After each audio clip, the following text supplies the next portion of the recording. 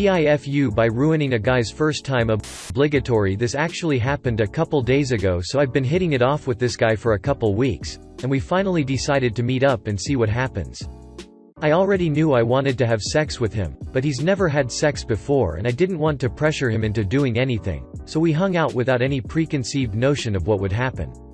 He did decide though that he was ready to try things out. Great. Sort of. I have what's known as vaginismus, which basically means I'm too tight for penetration occasionally, to varying degrees. Sometimes sex is straight up off the table, sometimes it's just uncomfortable for everyone, sometimes it's no issue at all depending on how relaxed I am. This fateful night I could tell it was a bit tighter than normal, but I felt we could still at least get his virginity jitters out of the way and get more comfortable with each other for next time. I warned him of this ahead of time and let him know that sex might not be very fruitful tonight, but that I'd be down to see where trying takes us, and that if it wasn't happening it wasn't his fault. He agreed to give it a shot with no expectations. Once again, great. Once again, sort of.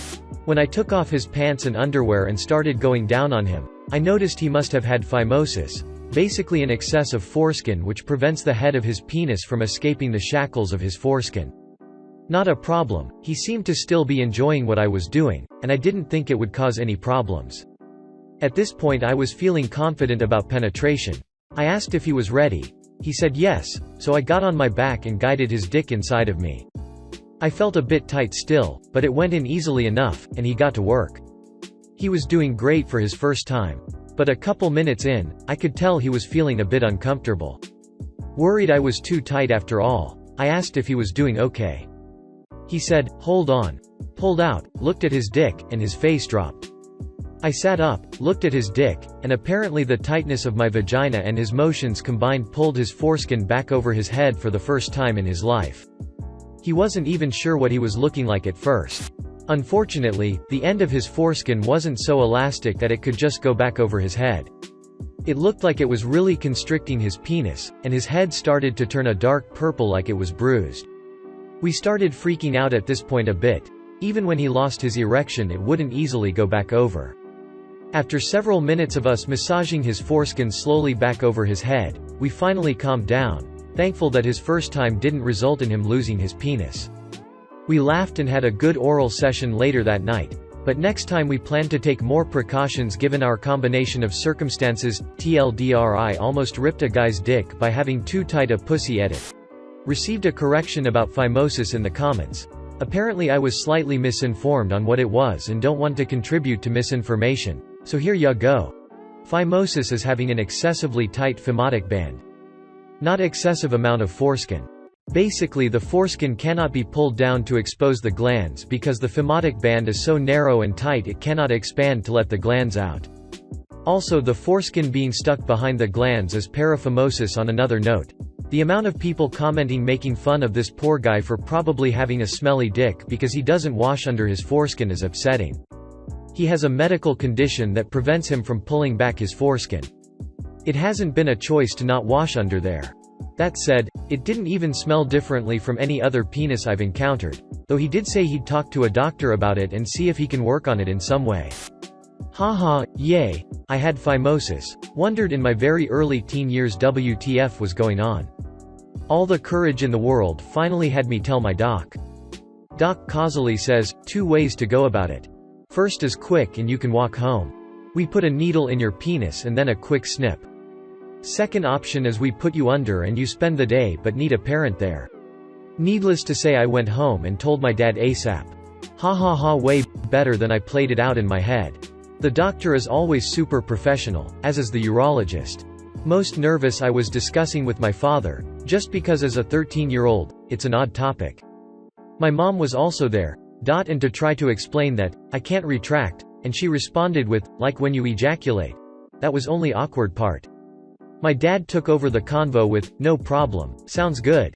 Let me know when you need me at hospital. Then he went with the, big Leafs game tonight, let's get pizza. Always worse in your own head. Note.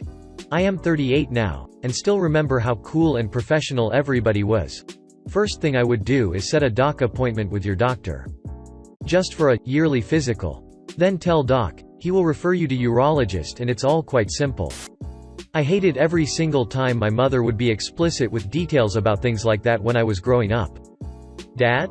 No problem, but good lord did I want to die hearing it from my mother.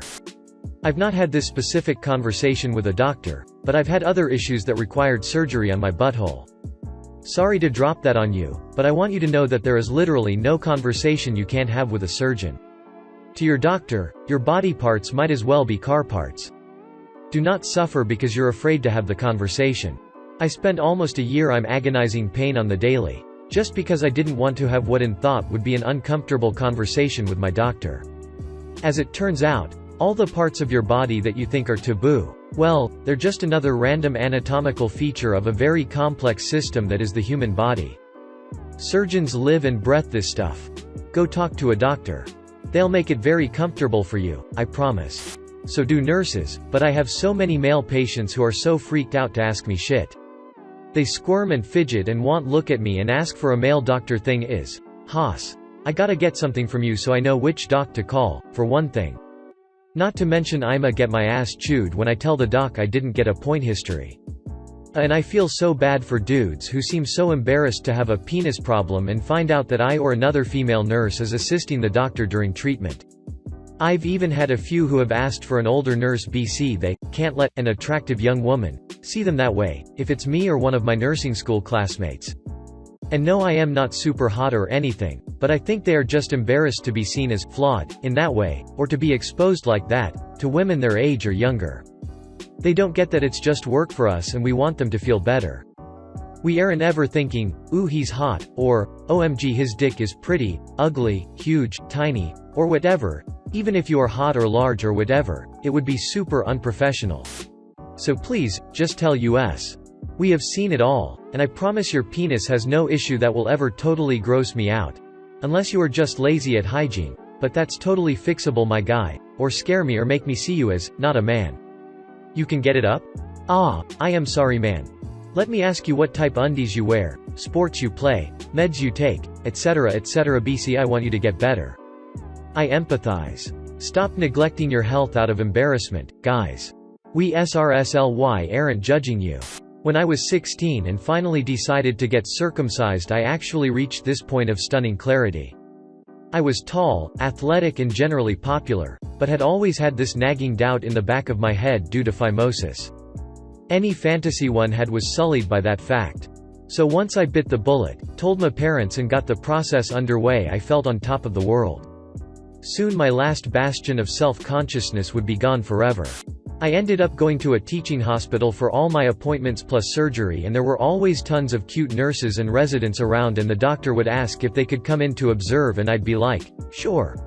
The more the merrier. I'd be making jokes and flirting with them all while they played around with my junk. It was great. Eventually some people at my high school found out what I had done, and rather than be embarrassed I'd talk to girls about it. My line was, my dick outgrew my foreskin. And I even had 3 girls waiting to see the results once I'd healed up. Now here's a question. Is circumcision a necessary procedure upon phimosis, or can they just snip off the tight ring? I know circumcision past fetal age isn't fully taking off the foreskin but rather making it part of the penis, but I'd imagine that still takes away some sensation. Not a dick heaver, but there are different treatments for phimosis, particularly depending on how severe it is. Some people may choose to go the whole circumcision route, some get a partial removal, some may be able to use just stretching and topical creams to get enough elasticity to be happy with. I'm curious, would you say this is more of a guy problem, or is it the same for women too? It seems like a guy problem to me. Once I came out about my issue to a few friends, I literally got phone calls on the DL from people who were like, "Ayo, I got some problems too and I'm in a lot of pain, but I really don't want someone staring at my ass." Every one of the phone calls were dudes. Of course, I'm a dude, so maybe that's what's going on there, but it does seem like guys really hate talking about their health. Looking back, I'm so pissed at myself for being so fucking pensive about it. I wouldn't say I'm inappropriate about it, but I do make it a point to tell someone about my problem if we're having a related conversation. There's a kind of code of silence around problems like this, and it's actively harming people. Some of these problems are way more common than people think. You just never know because everyone is so damn scared to talk about it. I think I had some female residents take out my catheter. I didn't give a shit because I also had an abdominal drain.